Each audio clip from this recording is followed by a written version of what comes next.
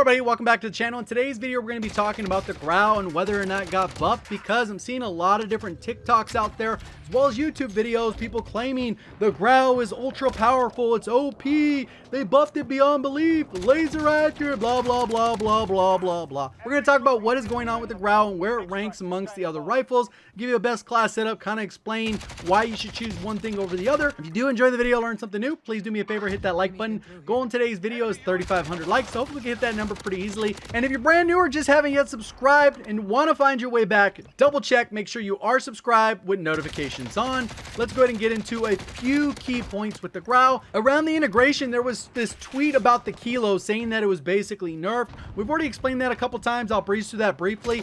But one of the main things is, as a result of that nerf, it kind of caused us to question whether or not there was different damage values within Warzone than there were in multiplayer, because pretty much all the testing that had been done up to that point was an assumption based off multiplayer, with the exception of headshots. Obviously, the Kar 98, it deals more than it says it does. Within multiplayer, it does more than 250, enough to down the person if they get a headshot. And then True Game Data was able to jump on it and find out various damage profiles and how they work differently than we thought this entire time. There was a certain expectation that the Grau did a certain amount of damage at range, and it come to find out after a certain range, it doesn't have that drop off. So instead of going from 9 shots to kill to 12 down to 14 shots to kill in terms of time to kill, it only goes from 9 to 12. If you're mixing a headshot in the mix, it will drop the shots from 9 down to 8 and 12 down to 11. And that's kind of how the Grau works now. So it turned out, because of those findings, the Grau ended up doing more damage than we thought it did,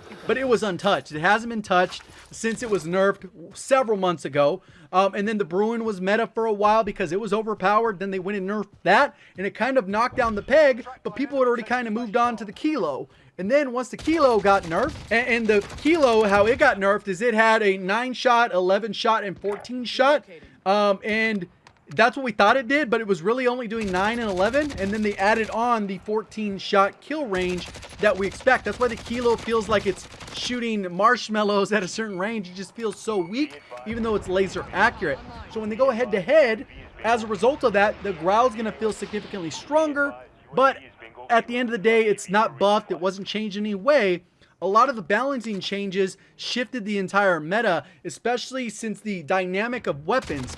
Prior, when the game first came out, we had a sniper and a rifle combination. A lot of people went M4, HDR, thermal, or the AX50 or whatever. That was kind of the meta. Kar 98K with a thermal sight or trying to quickscope. But everything was built in that way. MP7 with the sniper. That was the majority of the meta. And then as time went on, the kill racing and all that stuff became popularized, and the meta slowly shifted towards SMG and a rifle. And that was the main meta. People were using MP5 for like 6 seasons. I don't know how many seasons, but it felt like forever. And they combined that with a different rifle, depending on what the meta was. AMAX did step in there when the Kilo was going on, but because the Kilo was so easy to use, the AMAX was kind of outshined. Even though a lot of people were talking about it, just not a lot of people were using it because of several different factors. And this is how you kind of end up rating guns, right? You end up with TTK, which is incredibly important. That's one of the most important stats. Then once you go from TTK, you go from versatility. How can you use it in a loadout? There's plenty of weapons that have tons of versatility, but their TTK isn't particularly good or bad, and they're not particularly hard to use or easy to use. They're just kind of in the middle, so they're not really good at anything. They're just okay at everything. And then ease of use is particularly important, and this is where you kind of start ranking weapons. AMAX is one of those weapons that is TTK is phenomenal. Versatility is phenomenal. It's good for close, medium, and long range, but it is a little bit harder to use because of the recoil and the fact that you only get 45 bullets versus like 50 or 55 or even 60. So when you factor all these things together, it comes down to TTK. So let's go ahead and take a look at some TTK charts, look at the meta, and kind of see where the Grau fits in and how good is it compared to the current weapons that are available. So when it comes to the rifle long range meta, here's kind of what it looks like. We have the time to kill in milliseconds on the left and distance in meters on the bottom. And you kind of see I've labeled this. We got the Grau, Bruin, Kilo, pre-nerf Kilo, AMAX, and then M4A1. So pretty much what happens here is we got the AMAX. You can see it's at the bottom, and you can see this part where it says average. The reason I've included in that because it's a little bit more of a practical TTK, because a lot of times we focus just on chest shot. And the benefit of all these weapons, with the exception of the AMAX, is no matter where you hit them, unless it's a headshot, it does the same amount of damage for all of these other weapons pretty much. I think the Bruin might have a slight exception, but overall, that's kind of how it works. So regardless if you're hitting the toes or the chest, there's no difference in TTK. AMAX is a little different. You get extra damage to the chest, but if you shoot the legs and you're focusing only on chest shots, in terms of TTK, the numbers are going to be drastically different. So what I did is I took, if you only hit the toe and you only hit the chest, average those, and that's what the TTK looks like. So the TTK in a practical sense is still very good, even if you're not landing chest shots only.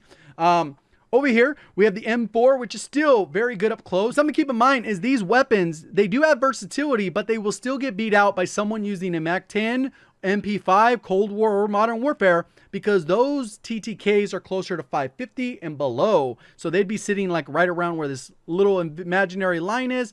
But they do get you pretty close. Obviously a little bit slower ADS and stuff like that, movement. But you can see the M4 comes over here and then it goes all the way across. So even at range, it's a pretty decent TTK. We get the Kilo pre-nerf. We can see how that one goes. This little green line, it comes across, goes up once, and then it doesn't have a damage drop off. The nerfed Kilo is where this little red arrow is. So it bounces up and it drops off and goes from 11 shots up to 14. And that's where the big game changer is. The Grau used to also, we used to think it had one of those, but it didn't actually have one. It was still always pretty good. And it had this 11 shot or 12 shot, and then it would drop down to 11 if you landed at least 1 or 2 headshots in the mix, and you would get that TTK. So overall, you can see where the Kilo is. Kind of trash at range, even though it's good accuracy. The Grau would be a better choice than the Kilo, and it has faster mobility and stuff like that. So the Grau overall is going to be superior to the Kilo just because it got nerfed. But the Bruin and the M4, in terms of a practical sense, they are just as good. They're just not as accurate. So it really comes down to ease of use, right? Because the TTKs are faster on like the M4 and the AMAX. So maybe those have a little bit more versatility up close to mid. You can combine those with the sniper. Grau kind of has to be your long range option because it's kind of terrible up close. You'd have to keep everything at range. So that's where these things are balancing, and the meta is slowly shifting to a point where you need a dominant close to mid-range option, and then you're going to use something for long range. DMR, snipers, there's like tons of good snipers right now. Car 98, Tundra, Pellington, HDR, AX50 still okay, but like you got a lot of these good range options. So the value in having a good sniper build with this, even if it's a marksman rifle or whatever, like a Car 98K, that the meta is slowly shifting to that because of the dominance, and the meta shifting out. The Groza is good, even though I don't necessarily like the weapon in a practical sense. It's very good. AMAX is good. And then you got the FFAR, which basically slaps everything. If you pull the trigger first, they're dead. They don't get a chance to react. And that's it. Those 3 guns are very close, and they kind of squash this bracket, and a lot of weapons lose the practicality at range just because other weapons are so good. So the Grau, is it good? It's good. But its biggest strength is it's going to aim down sight faster than majority of the long range options, and it is super laser accurate, and that's the main difference here. So pretty much there's a couple basic options when it comes to the Grau. It doesn't change very much. You got the monolithic suppressor, pretty standard, commando foregrip, 60 round mag. Those 3 attachments pretty much stay the same. When it comes to the barrel, most people are either going to go with the Archangel or the Nexus. They're both fairly close. The Nexus ends up being a little bit faster for a little bit less recoil control and a little bit less bullet velocity. But overall, that's going to come down to preference. I like the Archangel because I'm used to this thing not moving when I'm aiming down sight and pulling that trigger.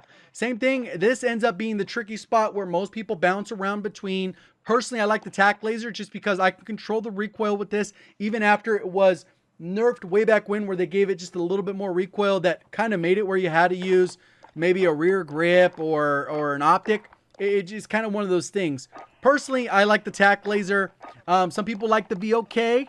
I did not like it in any of my experience using it. I just do not like it. I feel like I'm way more accurate with the iron sight, which is almost the all-time best iron sight in Call of Duty ever. at least in my opinion. And then the rear grip, you get the rubberized grip, which does help with a little bit of recoil control. Aiming stability kind of throws that one off for me, so that's why I tend to lead towards the attack laser. One thing that is different is if you have an extremely high FOV, I play at 100, if you're playing at 120, and you have affected on, it's going to be very hard to see.